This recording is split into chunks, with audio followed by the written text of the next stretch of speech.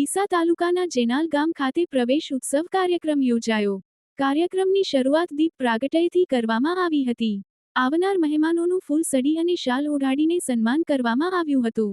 ડીસા નાયબ ઇજનેર શ્રી સંજયભાઈ પટેલના વરદ હસ્તે બાળકોને કુમકુમ તિલક કરીને પુસ્તકની કીટ આપીને પ્રવેશ આપવામાં આવ્યો હતો। ડીસા નાયબ ઇજનેર શ્રી સંજયભાઈ પટેલ દ્વારા આજના યુગમાં દીકરા દીકરીઓને વધુ ભણાવો અને વધુ ભણે તો દીકરીઓ આજે એન્જિનિયર કે આઈપીએસ અધિકારી અથવા ડોક્ટર બની શકે છે।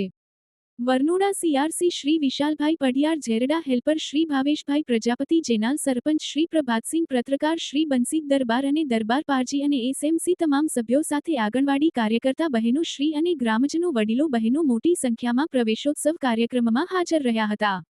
પ્રવેશોત્સવ કાર્યક્રમમાં જેનાલ પ્રાથમિક શાળાના આચાર્ય શ્રી કસ્તુરભાઈ જાટ અને શિક્ષિકા બહેનો અને શિક્ષકો દ્વારા સરસ રીતે આયોજન કરવામાં આવ્યું હતું। આભાર વિધિ શ્રી બચુભાઈ સુવેરા દ્વારા કરવામાં આવી હતી। એક જ સૂત્ર, સૌ ભણો આગળ વધો।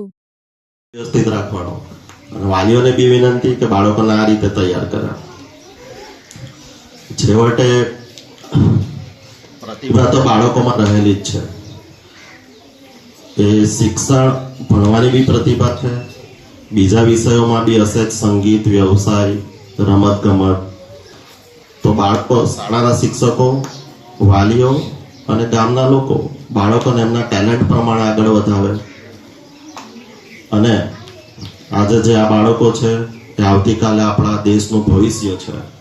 જો બાળકો સારી રીતે ઉછેર થશે, સારા વાતાવરણમાં સારું શિક્ષણ મળશે, સારા સંસ્કાર મળશે અને સારું શિસ્ત મળશે તો આવનાર દિવસોમાં ભારત એક વિકસિત દેશ તરીકે, ડેવલપ દેશ તરીકે ચોક્કસથી ઉભરશે અને દુનિયાનું વર્ચસ્વ લેવા માટે, ભારત દેશને કાબેલ બનાવવા માટે આજના મારા વિદ્યાર્થીઓ આગળ ભણી ગણી શિક્ષણ મેળવી ઉચ્ચ સિદ્ધિઓ પ્રાપ્ત કરી અને દેશનું નામ રોશન કરે એ સાથે જ હું જય હિન્દ કહી આજનું અમારું વક્તવ્ય પૂરું કરું છું।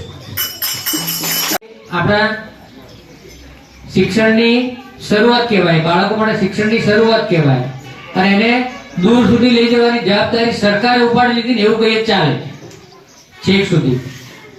કારણ કે સરકાર શિક્ષણ અને સ્વાસ્થ્ય પાછળ ઘણા બધા રૂપિયા વાપરે છે, તો આપણે એનો લાભ લઈએ, આપણા બાળકો એનો લાભ લે એ જરૂરી છે। એના માટે વાલીઓએ પણ જાગૃત રહેવું પડે।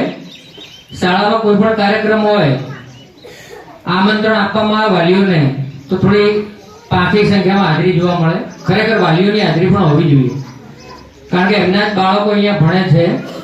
જો વાલીઓ જાગૃત હશે તો એમનું બાળક ક્યાંય આગળ જશે, અમારા કરતા પણ આગળ જશે।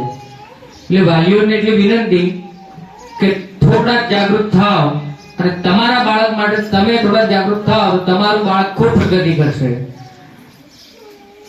વધુ ન કહેતા આપણો જે પ્રસંગ છે શાળા પ્રવેશોત્સવનો એ સુખરૂપ, સંપૂર્ણ સુખરૂપ નીવડે એવી પ્રાર્થના અને દરેક ગ્રામજનોનો આભાર। જે અહીંયા હાજર છે એમનો ખૂબ ખૂબ આભાર, જે હાજર નથી એમનો પણ આભાર, કારણ કે એ લોકો અહીંયા પ્રત્યક્ષ હાજરી ના પણ એ લોકો આપણી સાથે જ છે એમ સમજવાનું અને એમના બાળકો ખૂબ ભણે ગણે આગળ વધે એવી શુભેચ્છા।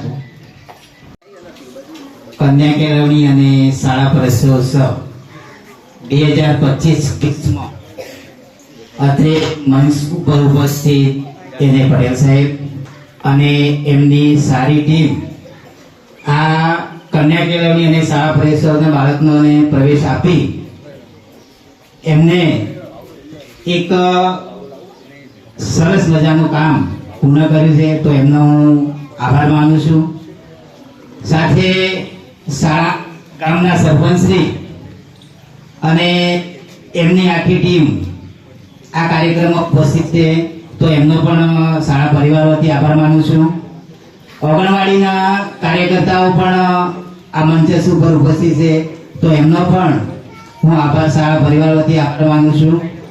અમારી એસએમસીની નવીન ટીમ જે 9 સભ્યો અહીંયા આજે હાજર છે અને મને લાગે છે તો આ પહેલી વખત આવું બન્યું હશે કે એસએમસીના 9